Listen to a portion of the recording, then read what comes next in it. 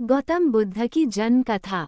जैसे ही गौतम गर्भस्थ हुए उसी क्षण 32 प्रकार की दैविक घटनाएं घटित हुई थी, जिनमें भूचालच, 10,000 लोगों में अचानक रोशनी का फैलाव और नरक की अग्नि का शमन उल्लेखनीय है।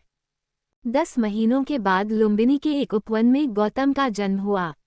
कहा जाता है, शिशु के जन्म 4 महाब्रह्मों द्वारा बिधाई गई स्वर्ण जाल में हुआ था तथा दैवी बारिश में उनका स्नान हुआ था। जन्म लेने के साथ ही शिशु ने 7 पग बाए थे और सिंहनाद करते हुए स्वयं का परिचय लोकनाथ के रूप में दिया था। जिस दिन गौतम का जन्म हुआ था उसी दिन बोधि वृक्ष, राहुलमाता, यशोधरा, अश्व, सारथी, धन्न, उनका हाथी और 7 प्रकार के बहुमूल्य कोष भी उत्पन्न हुए थे। महामाया का स्वप्न। सिद्धार्थ गौतम की माता महामाया और कपिलवस्तु के राजा शुद्धोदन की धर्म पत्नी शक्यवंशीय अंजन की पुत्री थी, जो देवदह के प्रमुख थे। उनकी माता का नाम यशोधरा था, किंतु थेरी गाथा उच्चकथा के अनुसार उनके पिता का नाम महासुप्पबुधा था और अवदान कथा के अनुसार उनकी माता का नाम सुलक्षणा था।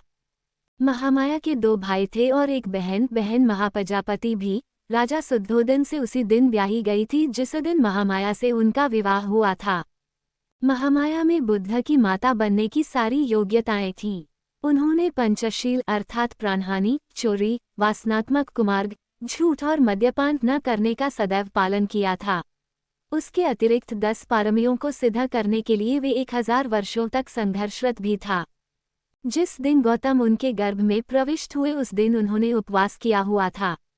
रात में उन्होंने एक स्वप्न देखा। स्वप्न में चातुर महाराजा अर्थात 4 देवगण उन्हें उठा हिमालय पर ले जाते हैं और एक साल वृक्ष के नीचे रखे हुए एक सुंदर पलंग पर लिटा देते हैं।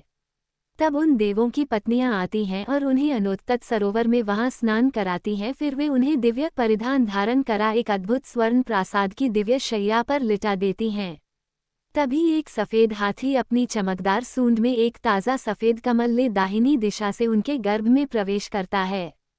वह दिन उत्तर आषाढ़ पूर्णिमा का था और उस दिन से 7 दिनों का महोत्सव भी नगर में प्रारंभ हो चुका था। राजा शुद्धोदन भी उस रात महामाया के समीप नहीं आ सके थे। अगले दिन महामाया ने जब महाराज को अपने दिव्य स्वप्न से अवगत कराया तो उन्होंने राज ज्योतिषियों की राय उस स्वप्न पर जाननी चाहिए।